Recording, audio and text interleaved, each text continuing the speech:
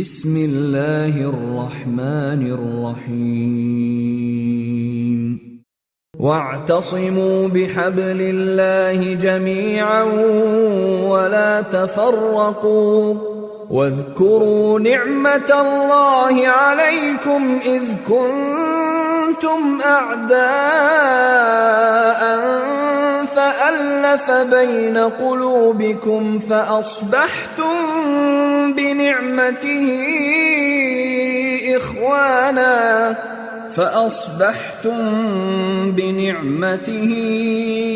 إخوانا وكنتم على شفا حفرة من النار فأنقذكم منها كذلك يبين الله لكم آياته لعلكم تهتدون.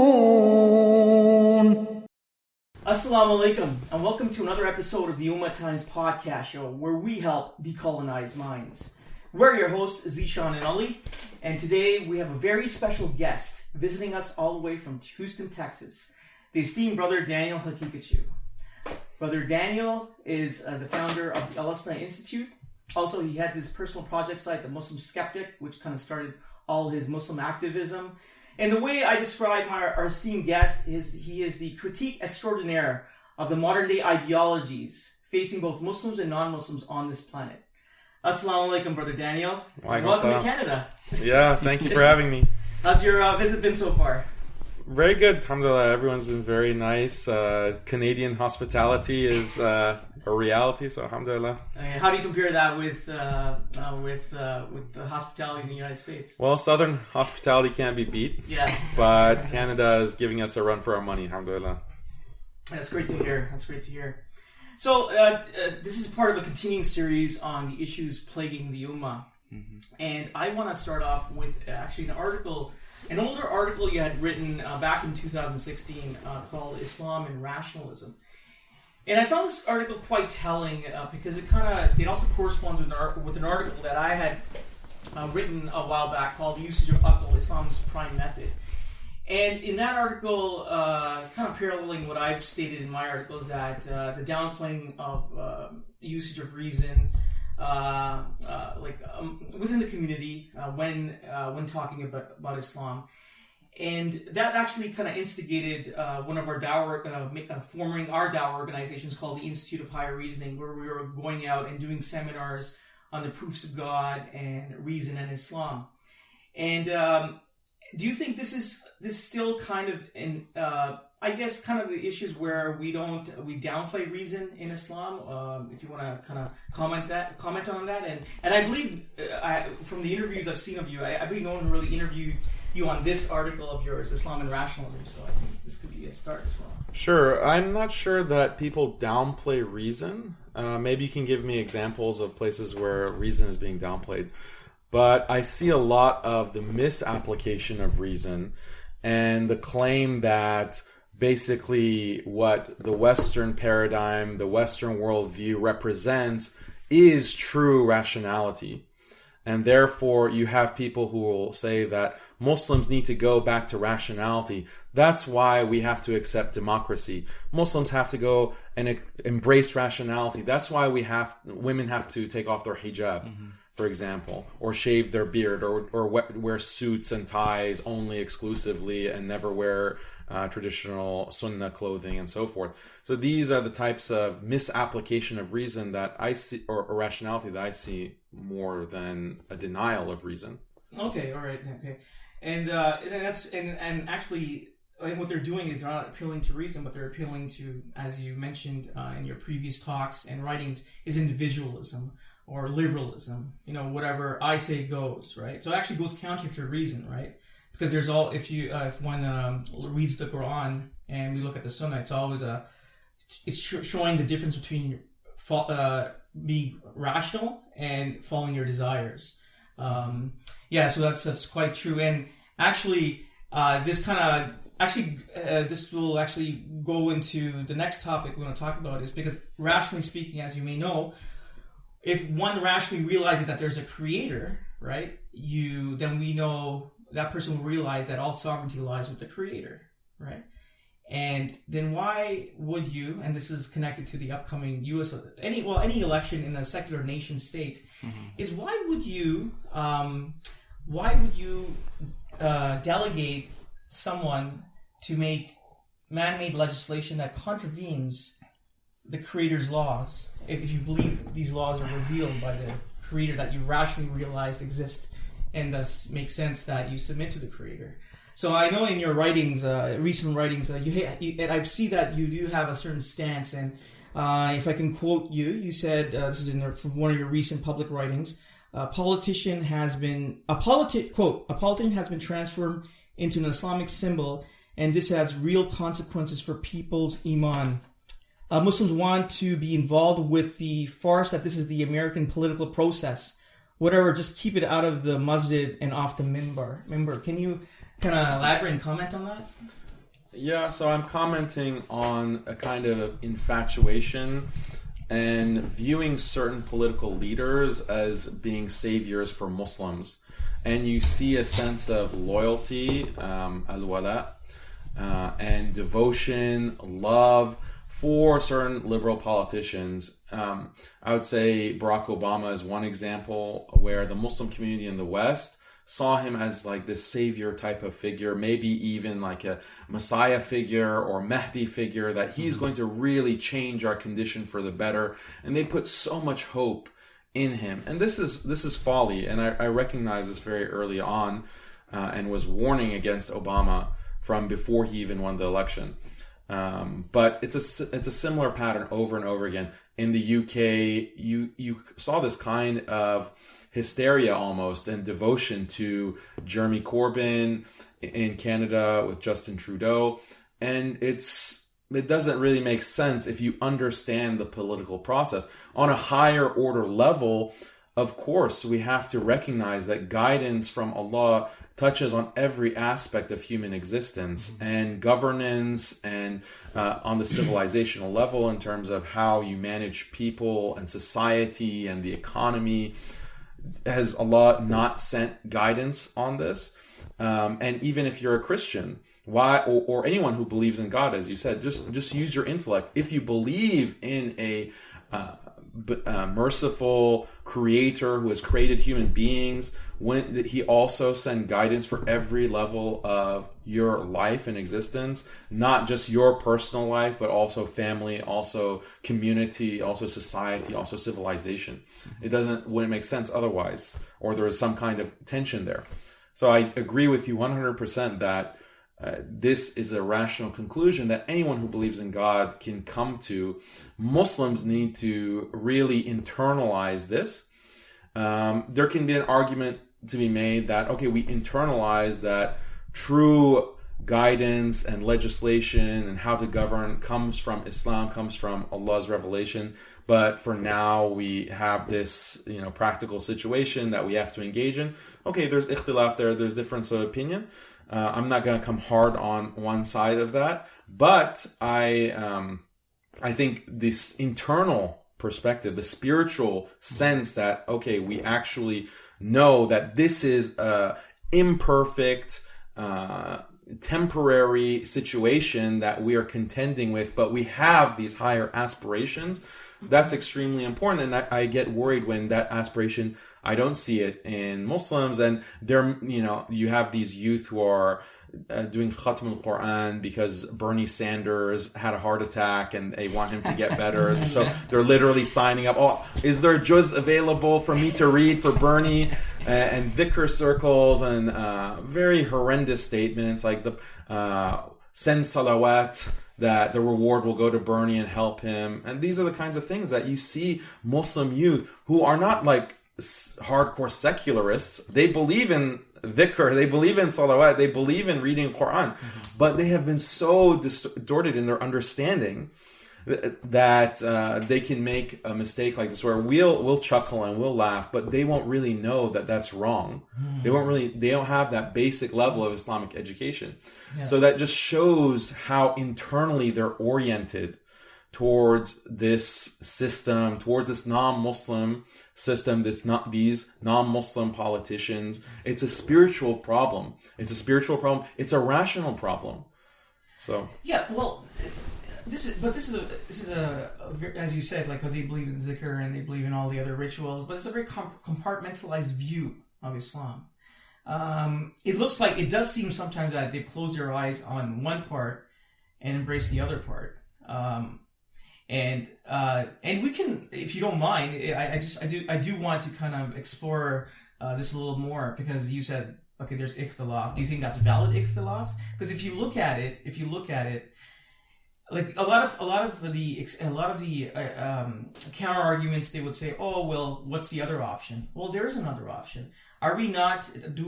Aren't we? Why do we call ourselves Muslims, right? And aren't we supposed to be advocates for the Islamic worldview? So that is the alternative to project Islam. Like, what's your comment on that? Or well, I agree. It's not the alternative. That's the correct way. Yeah. Right. Yeah.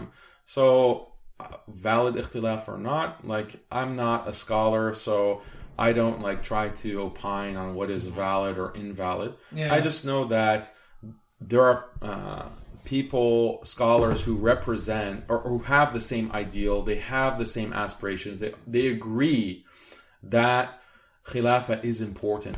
Are they conveying that belief to their congregations, to the ummah as a whole? That's a separate question. Mm-hmm. Yeah, because if they were, I think many of them do, but some of them don't. And when they don't do that, that creates a vacuum where, okay, Islam doesn't have guidance on this, democracy is endorsed by Islam, secular governance is endorsed by Islam. That's why we're so gung-ho and so passionate on a religious basis about Bernie Sanders, Jeremy Corbyn, and Justin Trudeau, etc. So the vacuum has been created. Including Ilhan Omar? Yeah, exactly. Look at the support. Alhamdulillah, I think the drunkenness with Ilhan and our Shiro has gone down and decreased, but with her in particular. Yeah.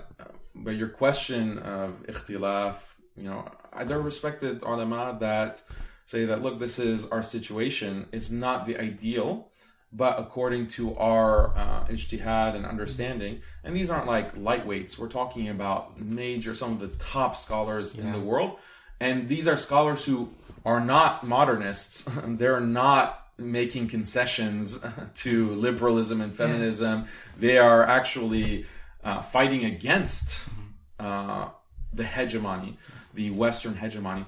So that's the proof is in the pudding of what they're doing. And when they say that, like, who am I? Like, and others will, strongly disagree with that, and that's fine too. There's a conversation and debate. Yeah. I think we should support, like, this is my belief, we should all support each other in doing good. In when there is that ideal, that aspiration there might be ikhtilaf on the methods of reaching there and aspiring, but we know that we're all on the same page on that, so we should be willing to help and support, not tear each other down. No, I totally agree that we're not supposed to tear each other down, and because at the end we're all brothers, right? We're all brothers. We're all Muslims. But if I may just comment on this further, I believe this ikhtilaf also stems from another ikhtilaf on, say, on the obligation of active dawah as well, because some I think even from the scholarly class say, active dawah, it's not an obligation. It's you'll get ajr for it. So I think it also, like, this is where I'm coming from. I'm just stating where I stand here on this. So in my view, what happens is if someone is calling, we should vote or delegate someone in a federal or national secular election, as I pointed out, rationally, what you're doing is you're actually delegating someone to make laws to, for example, make transgenderism expression law expression as a is law, which goes counter to the revealed laws of the Creator. So, and then they say, what's the alternative? The alternative is projecting Islam. And it's not, especially for Muslims living in the West, it's not about bringing Khilafah, but it's about it, but what happens before an Islamic system emerges? You help transform society. So I where I'm coming from is that we're squandering this opportunity as Muslims of doing active dawah. There is an alternative, and we do right now, at least based on the man-made laws. It does allow us to kind of project Islam in a public way and help transform society. So that's where I'm coming from. But anyways, you also bring a good point as well. I mean, active dawah in terms of what, right? What are we doing the dawah for? For example, when we talk about dawah, so there's two aspects to it: dawah to non-Muslims and dawah to Muslims, which is also much needed right now. So I think it's also about setting your priorities right. Okay, what needs to happen first? What is the need of the ummah at this point in time? I always try to, give an example as an analogy that, if your house is on fire, you don't go out and start painting the walls, right? You need to, fix the issue first, which is the fire itself, which is burning down the whole house. So right now, the kind of situation that Ummah is in, all the atrocities and the oppressions going through, right? These Imams you were alluded to before, the celebrity sheikhs, right? It's their responsibility to put the Muslims or give them a context in which they are to live in these Western nation states, or even actually the Islamic nation states, right? And what the alternative is, right? By partaking in these secular nation state politics, it's not gonna, give them any benefit in short term or even in long term, right? So, talking about your article as well, the spiritual wood chipper, right? My son has left Islam, the spiritual wood chipper of modernity, right? Where you talk about obviously the parents, worrying about their youth leaving Islam. At the same time, they are also considering the option of hijrah, but there's nowhere to go because the liberalism, secularism ideologies they clenched the whole planet, and you can't even find a space, even in the Muslim lands, for your family to raise, as per the Orthodox Islam,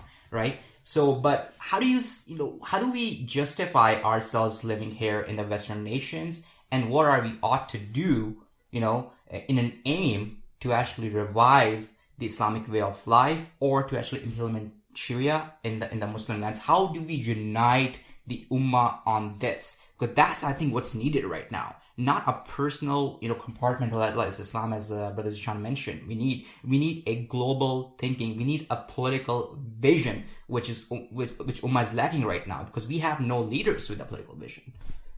Yeah, so I think that there is a need for a political vision. Mm-hmm. There is a need for people to actually want to live according to the Sharia, and the Sharia has requirements for how to live as an individual and how to live as a family. So within the Western nation states, there's this idea that there is religious freedom, that you can practice your religion however you want. That's not true, because a large part of Islam has to do with governance, as we mentioned, has to do with community structure, the authority of an imam or a religious teacher or the ulama. It has guidance even on the family level in terms of family law, marriage and divorce, inheritance and so forth. None of that can really be implemented.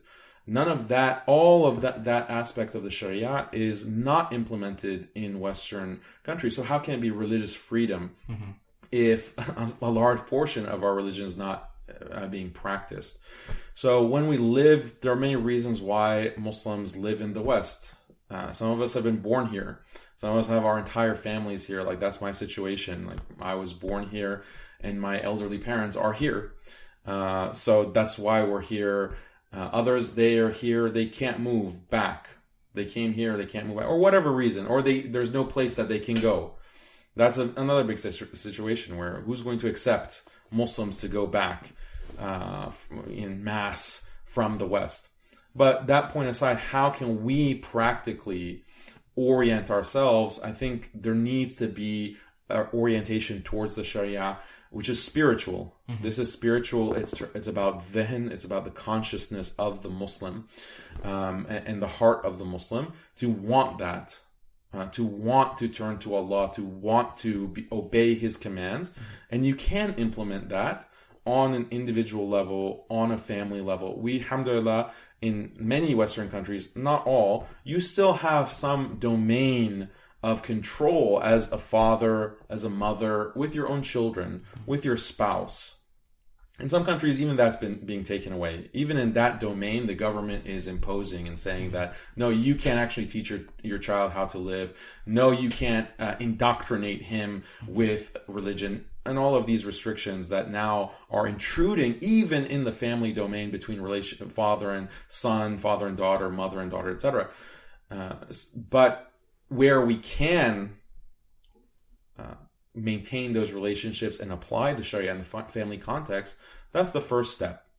And then what I recommend is, okay, families get together and then you start having communities that are oriented to Allah, oriented to the Sunnah.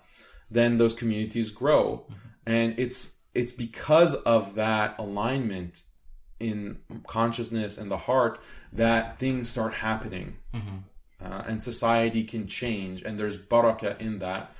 And, it doesn't necessarily follow the top-down model that we find within the Western nation state.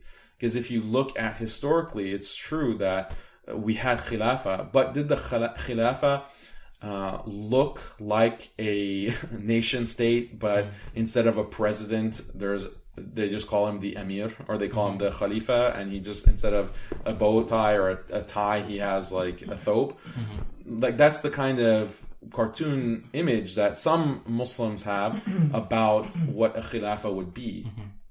But there's structural differences between what a khilafah and Islamic rule is, as opposed to a modern nation state bureaucratic system. Because prior to the nation state, control and order within society was on the basis of bottom up, basically. Structures of family and the relationships within a community determined order. Like, you are a good person, you obey social convention, you obey Islam publicly within your family. Because if you don't, you're going to get in trouble with your family. You're going to get in trouble with the Imam. You're going to get in trouble with your neighbors. Because that's where control comes from. It's that social pressure. And you can sometimes feel that when you go overseas to Muslim countries where there are still remnants of that. But the modern nation state is not bottom up. It's top down. Control and order. Order is a good thing. We all need order, right? To live our lives. Otherwise, it's chaos. It's the wild, wild west. So the modern way to create order with the nation state is top down. There's a muscular police force. There's a massive executive branch. There's a massive judicial system that is policing individuals, and this is possible through technology, right? Surveillance technology, police technology, even the idea of a car, right? And in an Islamic system, that would all be abolished, because spying is haram in Islam. That's all the other things. When I get into conversations with non-Muslims as well, is like, because we live in a surveillance state, right? And arbitrarily they can spy on you, like what's going on right down to in your private bedroom, right? They can do that if they want. They can pass laws like that. Think about it this way. Yeah. It's not that there is obviously spying is tajassus. This is haram, as Allah mentions in the Quran. But think about it. It's for example, this is a complaint that some Muslims born in the West have when they go to Muslim countries, if they have family in Muslim countries. Like, I have no privacy. I have to sleep next to my cousin in one room, and no one knocks. There are no locks on the doors. People just come in. I have no privacy. Or my neighbor knows what I'm doing and is asking these very intrusive questions, and my classmates, whatever, right? There's no privacy in that sense that we might expect in the West, because in the West things are much more individualized and everyone is siloed in their apartment or their home. They don't even know their neighbors and don't ask me like what I'm doing, right? That's what the essence of individualism. But so there is, it's not surveillance, it's not technology. I would prefer that if I do something wrong, my family knows about it and keeps me in check, as opposed to the bureaucratic surveillance state that's going to crush me and put me in a cold jail cell or whatever if I, violate their law. So I don't disagree with your point. There is no surveillance, but it's just a different kind of order that's maintained. It's a much more merciful. Exactly, because, and you're right that we should never make it equivalent to the nation-state structure. Islam stands on its own 2 feet in terms of having its unique way of life and governing life. Right, the laws would be minimal compared to the nation-state laws, right? Because the whole and we've covered this before with you as well, because the whole point of the Islamic system is there to facilitate taqwa in society, and that's all. As long as it's doing the job, everyone has the freedom to do what they need to do, right? But it's there to function as to facilitate God consciousness, or taqwa in society. Of course, because you have to have, there's a important connection between a governing structure of society and the psychology of those who are being governed. And so if you have Muslims who their psychologies are based on a Western nation state system, they're not going to be able to cope. They won't be able to live in a pre-modern, and I don't use the word pre-modern in a negative way, but just as a descriptive way, with an organic, bottom-up model of social construction. And you see, and there's that cultural shock that I referred to with Muslims going and spending time with family overseas. How do we change the psychology? How do we change and reorient the psychology of Muslims in the West to the authentic Sunnah psychology? And psychology I'm using as a gloss for taqwa, for iman, for dhihn, for consciousness, and all this, and the qalb. That's a spiritual question. So you see the connection. You see the connection from the top, from the macro to the micro, and it's very important that things are happening in tandem. Yeah, and again, on your article on the spiritual wood chipper of modernity, is I really like this article because you were very candid with this article, because you even honestly at one point you even said, so what is the solution? Like you kind of like we got a glimpse of basically inside your head, as even you said, okay, what is the solution, right? And then you said sometimes there is no easy answer and no convenient fix. And again, I'm gonna go back to what I just stated, is that the person who's the murtad, you can't do anything about that person, right? The person who's realizing, or in this case, you're realizing, is that okay? You're the one who's realizing that there has to be a solution. The person who's the murtad, who doesn't care, right? It's the person who is contemplating that what is the solution. They're the ones who are going to make the difference. And what I've stated before is that the way to move forward, and this is in the context of Muslims living in the West, is be outward with their Islam. Because if they don't be outward, they're going to implode. Yeah.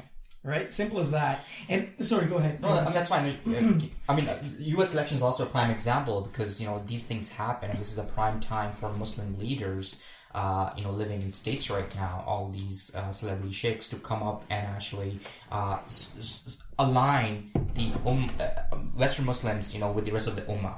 Because these elections, if you think about it, they're always about Palestine and Israel, and they right now Muslims are supporting Bernie Sanders just because Trump went out and tried to negotiate a deal without Palestinians' input, whereas Bernie says, okay, we're going to talk to them, and bring them on the table. Right, and then actually come up with a two-state solution, or even sometimes a one-state solution. I mean, it depends how you look at it, right? So there's no two different ways of looking at it, right?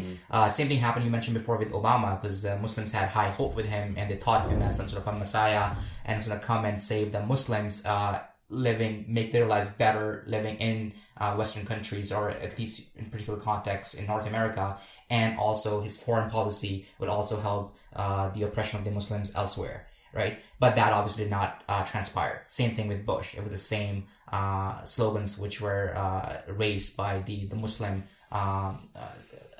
leaders in states at that point in time too. And now it's Bernie Sanders. But so we are in deep slumber. So, I mean, we are missing all these opportunities. Time is running out. Oppression is increasing, day by day. So when you talk about, before, well, we need to start practicing Islam. Otherwise, you said, it's going to implode. We need to be more outwards, which is fine. But at the same time, we are not separate from the rest of the Ummah. We are one body, right? And anything we do in Canada or in States has a direct implication for rest of us, for rest of the Ummah. So how do you see the big picture now? I'm trying to come out of the localized version of Islam, and looking at, from a broader perspective, the Ummah itself, on a planetary scale. Like, where do you think we are right now and where we are heading and what we should be doing to actually change that trajectory, towards the implementation of Sharia? Because we are day by day moving away from it rather than moving closer to it, right? I mean, that's what it seems like it. Voting, for example, has been made halal, sometimes even wajib now, which is basically antithetical to Islam completely, because you're making sovereign, or to mention before, humans as legislators, right? And now LGBT issues have been watered down. It's not even an issue anymore. Nobody even wants to talk about it. We should be actually allying with them to gain our minority rights. Mm-hmm. What else is left of Islam? It's a mouthful of a question, but multifaceted question. Well, I completely disagree with the idea that voting is wajib. I don't consider that part of legitimate ikhtilaf. So you have been radicalized. Just to clarify. It's on. Recorded now. It's recorded now. But I think that we are facing globally as an ummah these challenges. We have to identify, I think, and this is what I focus on, so I'm biased by my own personal experiences and my expertise. And I have always been on the belief that what we're facing is a organized force, an organized global force to take Muslims out of Islam, take Muslims out of their commitment to Islam, to modernize them and basically bring them under the wing or under the boot of Western hegemony. So this is something that has been taking place for over 200 years, since the beginning of colonization. And it is a system. It is a thought system. It is a military system. It is an economic system that is designed in every capacity to stifle any expression of Islam, to stifle any kind of organization of the Ummah against those who want to destroy it, against those who want to attack it. And it's very sophisticated, and it can be very subtle. And this is something that anyone who is aware of some Western literature, something like a novel like 1984, or Brave New World. Mm-hmm. What is interesting about those books is that they describe a dystopic situation where people are oppressed to such a large extent under the boot of evil authorities, malicious authorities, yet the people think that they're living free, wonderful, beautiful lives. Mm-hmm. And that is, exactly what Muslims experiencing throughout the world today. Mm-hmm. There's, like you said earlier, there's a deep slumber that we don't recognize the onslaught. So I think that a very practical step, and many groups and many Muslim orientations are aware of this and are doing this, waking people up from the slumber, recognizing this onslaught, recognizing this system, how it works in subtle ways that you don't always recognize unless you have, that's your specialty, or you've studied it, you've studied the history.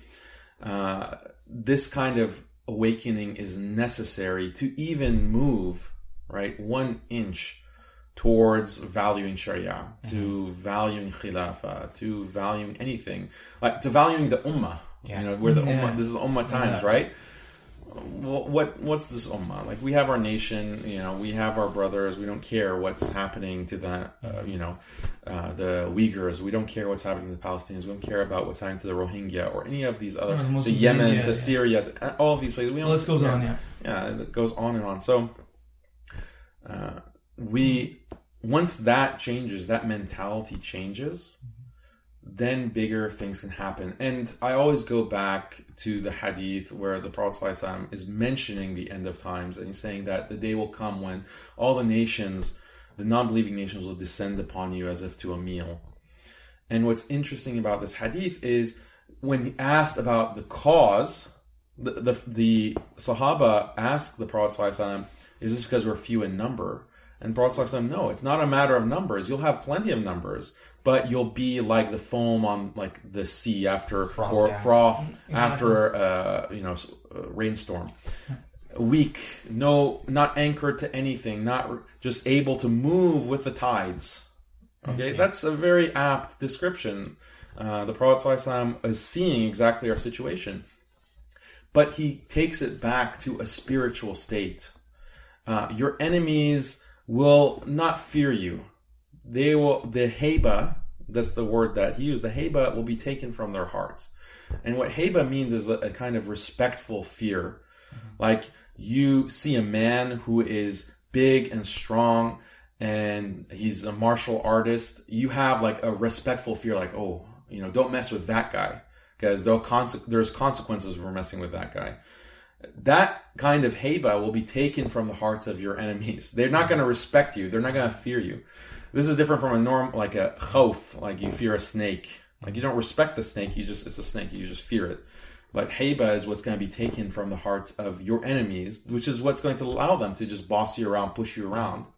And then you will also have this love for dunya in your hearts. You'll have a love, al-wahan. What's al-wahan? You'll have the love of the dunya, and you will hate death.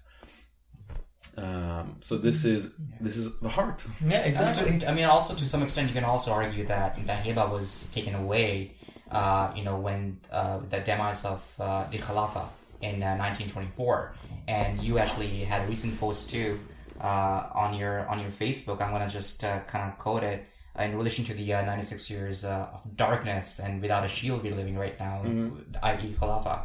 As long as liberal secular modernism has a grip on the contemporary Muslim mind, the possibility of implementing Sharia, let alone Khilafah, is zero. I mean, we are talking about it. I mean, the situation right now, the hot topic now is basically, the situation of the Ummah right now. So we talked about the Muslim in the West, what they need to do, but how can we, equip ourselves, our elders, and our youth in an aim to align ourselves while living in the West with the rest of the Ummah? And what concrete steps you think needs to be taken in order to revive or to get back the lost shield? So what do you think? Can you elaborate a little bit more on that? It requires a group effort. It requires collaboration, working together, but it's very difficult to bring people under one single umbrella or like one bureaucratic structure. Again, this idea of top-down organization is only possible where you have like thousands of people. It's only possible with technology to coordinate in a kind of modern way. There has to be another type of connection between people, bottom up, organic. And if we look at all the different orientations that we have in the Ummah and ideologies, and they're all like within acceptable disagreement and so forth, how do we bring them all together under one cause? And I think that I'm kind of repeating myself, but it is a spiritual issue. It is something where if you really care about the Sharia, if you really care about the Quran and the Sunnah and the love for the Messenger sallallahu alaihi wasallam, then you will have this natural affinity and desire to work with someone else that you have these differences, but you recognize their love for the Messenger Sallallahu Alaihi Wasallam. But when you say top down, sorry, I just keep cutting you off. No. Go ahead. No, when you say top down approach and Islam needs to be bottom up, I mean, don't you think that, for example, I'm just kind of going back to the time of the Abu Bakr Siddiq when the Ridha Wars happened, right? You had as the Prophet ﷺ passed away, even during his time, even more so after he passed away, people were just leaving Islam. Everybody, there's a lot of Kabbals which were becoming murtad at that point in time. They stopped paying zakat, but it was the top-down approach at that point in time, of Abu Bakr Siddiq, which kind of held the this abstract state, intact at that point in time. Because he said, even if they don't give me a rope of a camel as a zakat, I'm going to actually go to war against them and subdue them, right? Make them submit.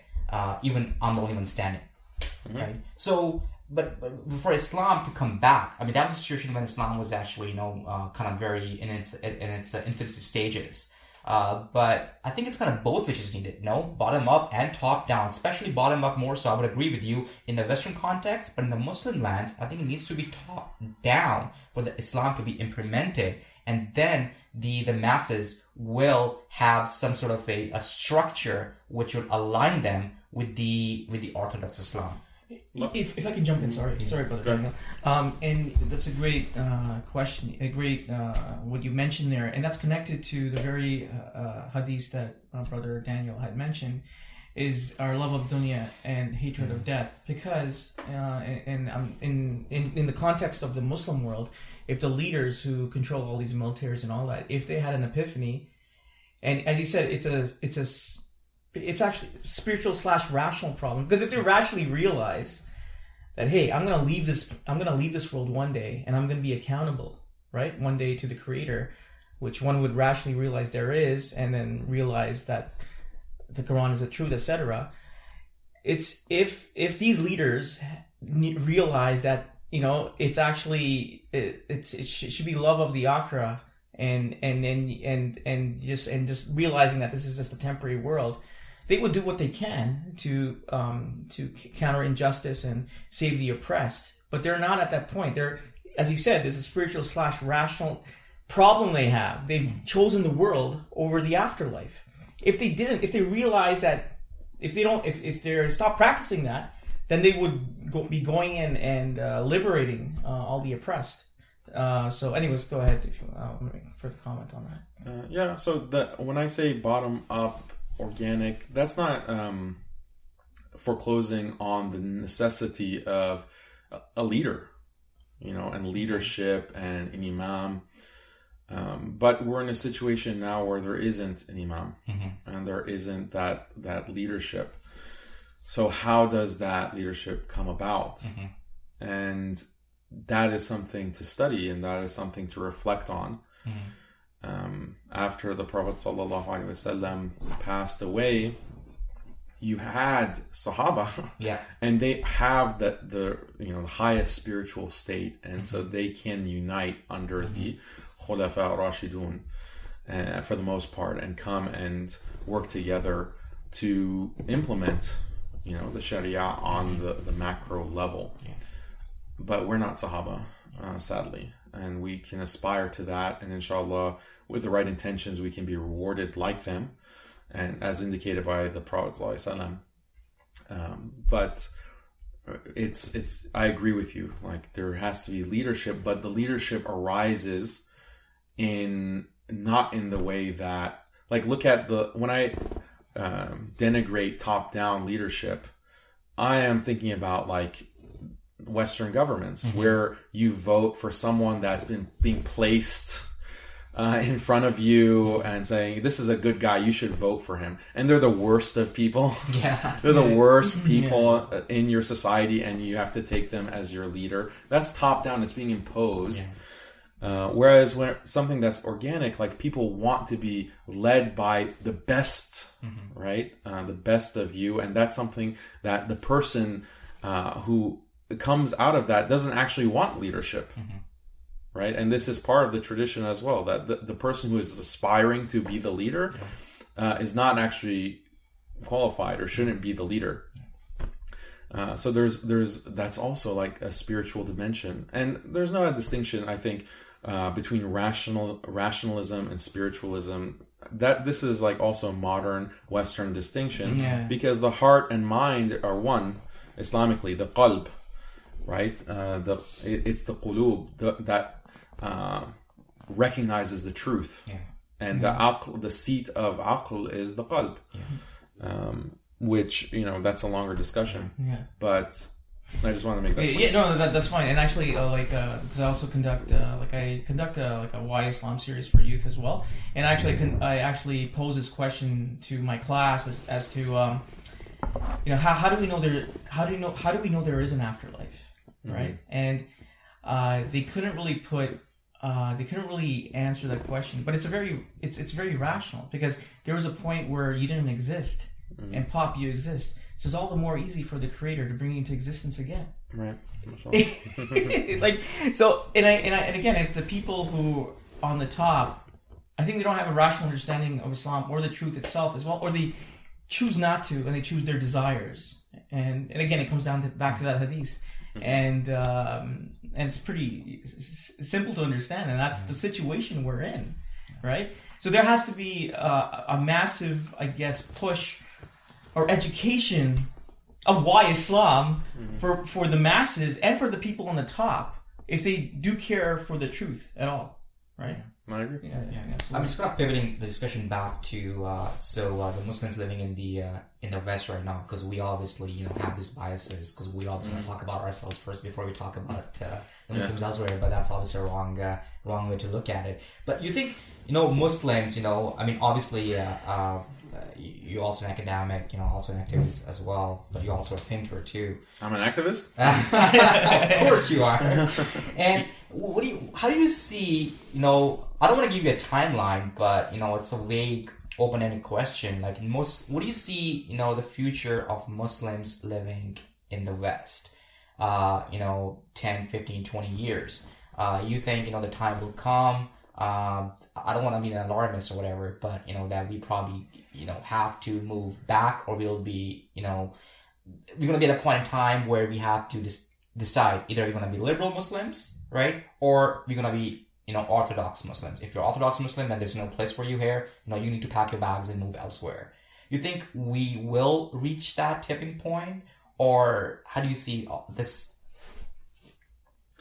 Allah knows best. I can give my perspective, but it's going to be a pessimistic one. It's okay. Yeah. It's all right. It's the nature of the beast. It's the nature of modernism that and liberalism. This liberalism is really the core enemy. And it's the philosophy of the colonizer, it is the philosophy of the imperial state, it is the philosophy of the atheist and the, the feminist. They're all liberal in the sense of philosophical liberalism. And what they are trying to do is, the underlying mentality is progress is good. We need to continue to progress. Because what is so important is individual liberty. And it doesn't matter what part of the political spectrum you are. In the West, Democrat, liberal, conservative, labor, whatever, they all agree on this. They all agree that individual liberty or maximizing freedom for each person is the goal, is the target. Even the socialists and the capitalists, they all agree on this. They just have different methods. They just disagree on the methods. So this is going to... religion stands in the way of this. All religions, but Islam is kind of the biggest target. And there's a book that's even non-Muslims recognize this. And it's called Islam and Liberalism, written by a Columbia University professor named Joseph Massad. Yeah. And in that book, he talks about how liberalism was developed as an ideology in opposition to Islam. Right? The thinkers, the liberal thinkers, the Enlightenment thinkers in the 18th and 19th century identified that because they're trying to colonize the Muslim world, they formulated liberalism in opposition to Islam, as if Islam is the disease and liberalism is the medicine, uniquely adapted to cure it. Okay, so that dynamic still exists. Liberalism is alive and well, stronger than ever, and now you have the force of the technocratic state that continues to push and push and push. Every single anything that is beyond individual aspiration is crushed, right? I'll give you an example. The idea of gender, that there are males and females. This is a traditional idea. Why is it traditional? Because it's not something that we invented. It's something that we learned from the past. Because of religion, first and foremost. In Islam, it's very clear. Male is not like the female. The Prophet ﷺ has very clear statements that men should imitate women and vice versa. So that's coming from tradition. And it's in the liberal mind, this tradition is stifling freedom. It is stifling individual agency. What if you don't want to accept what the Quran says, what the Prophet ﷺ says? Then you should have the freedom to explore that. And so the state, the nation state, uses its technocratic bureaucracy to liquidate people's ability to live by that tradition and also impose that tradition, like in the family context. So that's why it's now considered child abuse for parents to teach their children that you're a boy and there's no such thing. You can't be a girl. You dress in a certain way. You wear certain colors. You play with certain toys. This is now considered child abuse. It wasn't before, right? But this is the continued march of progress. So that's gender. Why are we human beings? Insan or Bani Adam. That's also a traditional concept, a traditional value. It's coming from the past. It's coming from Quran and Sunnah.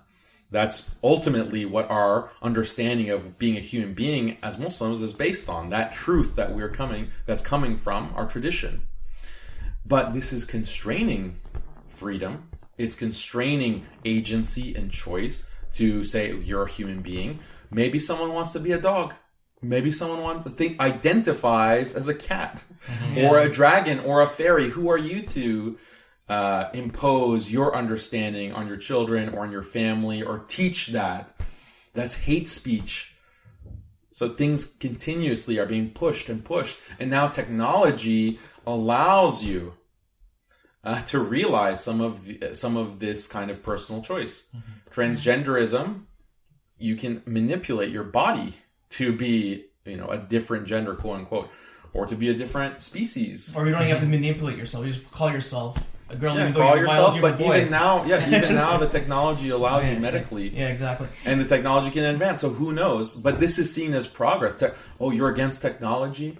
You're against the advance of science? Exactly. Yeah. So it's like a very interesting discussion. Yeah, you're exactly right. It's quite telling that liberalism was created to counter Islam. Like, you may know that the British Prime Minister in the House of Parliament in 1894, William Gladstone, the late William Gladstone, he said that we must remove the hijab from the woman and use it to cover the Quran. Like, he made it clear, right? They were pretty blatant back then, right?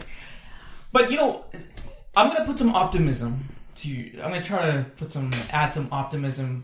And I mentioned this in my Dawah seminars, which I've done to the community as well, is that I take an example of Canada as a case in point. In Canada, there are over a million Muslims, 50,000 Muslims. I said even if 50 or 60%, and I'm going to come back to Dawah, are doing active Dawah, it can help transform society as it's in the past. Because what did the Prophet Muhammad, peace be upon him, and his companions do? The first step was dawah. They did active dawah. They were calling people to Islam, and that helped transform society, right? That had transformed people who were all the way in another city in Medina, right? So I'm going to throw some optimism for Muslims in the West. There is an opportunity which I think we are squandering, and if we don't take advantage of this opportunity and we give in to the secular institutions and get involved with it and engage with it, this is undercutting our dawah efforts. And then it will lead into what you just stated, is that what do you call it? But if I it's disagree, dictatorial. Anyways, go ahead. Yeah. There is an interesting conversation actually because I look at dawah very differently, right? Because when you talk about the dawah, the way the Sahaba and the Prophets they did the dawah, right? It was not to an individual, it was not to random members of the society, right? If they come across, fine. The dawah was very particular to the very leaders of those tribes who were actually who had an ability to influence the societies they were leading, right? Because they were essentially imams of the societies, even as kuffar, right? Even in Medina and even in Makkah, same. So dawah, if we need to carry on the dawah needs to be to the key people, right? In our example, where we are separated, where we have been cut off from the rest of the ummah and living on these non-Muslim lands, right? So dawah needs, for example, to keep this community intact, as per the Islamic principles, the dawah needs to be more so to the imams of our communities who actually are responsible for leading our community, who need to have a political vision.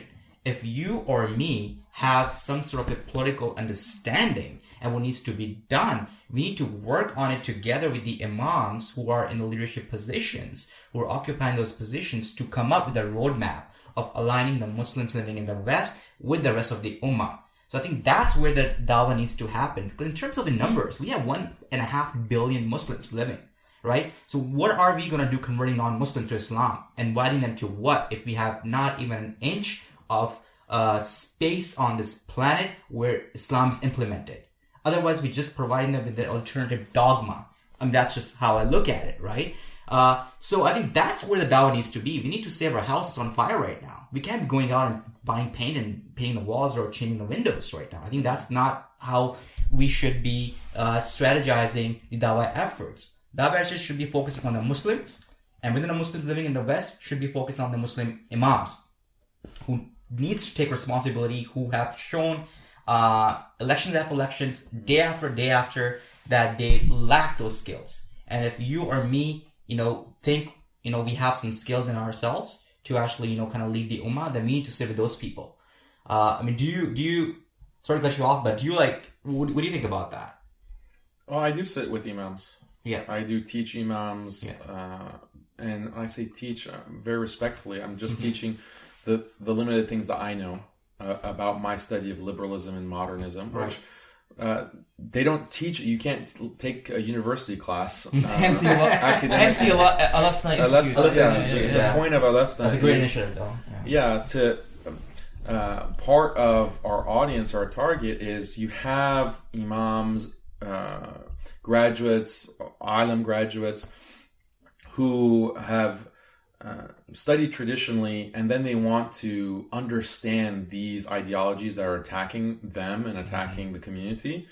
So where can they go to actually study and get that information? The only path that many of them see is to actually go to the university, go to a graduate program, maybe do a bachelor's in one of these liberal arts subjects.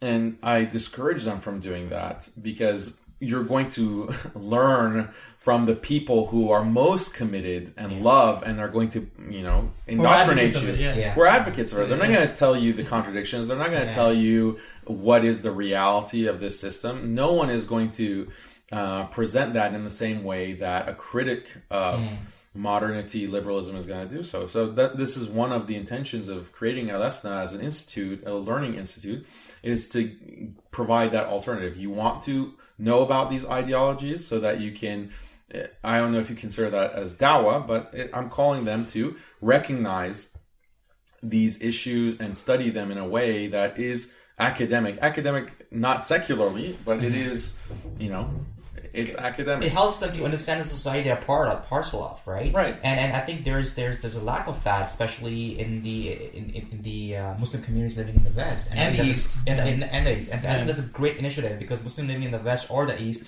they all suffering the onslaught of all these isms, right? And Alasna, I think it's a great platform for these for not just average Muslim, but also for these imams to actually go and partake in it and actually learn the societies they are trying to change. And they should be taking the responsibility to actually change the societies they're part and parcel of, right? And that's the first step. So I think that's a great initiative that you have started, and inshallah maybe I'll put barakah in that, and then that goes well for you. Yeah, I totally agree with that. That's help equipping the leaders in the community. So that's great work you're doing, Brother Daniel. Yeah, and I noticed change. So there are different Imams. We're talking on the level of dozens, and they're learning and they're identifying these ideologies. And then you see the change. Okay, we don't have to pay lip service to something that is actually irrational. People are pretending like these ideologies of capitalism, liberalism, democracy, are secularism is the most rational alternative. But now we see that it's not rational. It's actually the opposite. It's irrational. It's being imposed authoritarian in an authoritarian way, in a genocidal way. And then suddenly they really care about the khilafah. Suddenly they really care about implementing Sharia. So alhamdulillah, I please make dua, and it's a collective effort. But I agree with you. We should have optimism. And when I say I'm pessimistic about the challenges that are going to come. It's not going to get easier. It's going to get harder and harder and harder to stick to Islam. And the Prophet ﷺ made that very clear. The question is, are we going to be more than the froth on the sea, on the water? Are we going to stand up and resist that and be confident in calling to Islam as the truth, as the peak of rationality, the peak of morality, the true guidance from the Creator? Are we going to say that it's the same message to Muslims and non-Muslims? Because unfortunately, some Muslims also they might pay lip service, but they don't consciously feel that Islam is rationally more intelligible, more practical than what is on offer in this day and age.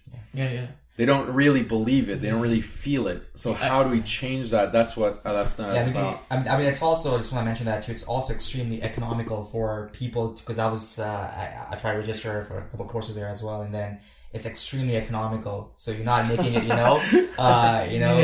making a course which is completely unaffordable. So I definitely recommend all the listeners and the viewers to definitely go visit the website. We'll leave the link. It'll be all the links will be on the video page.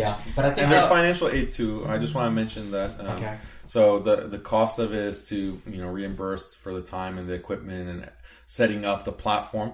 But we have a lot of students that have full scholarships. It's not an expensive price, but they have full scholarship because they're literally they make only a few dollars a day.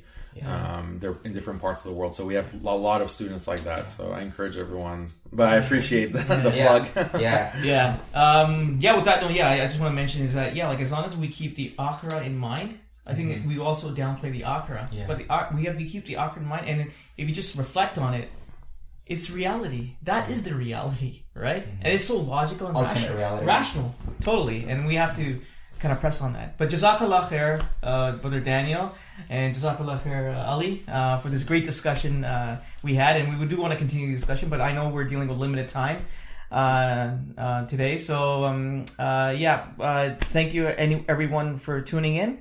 Assalamu alaikum.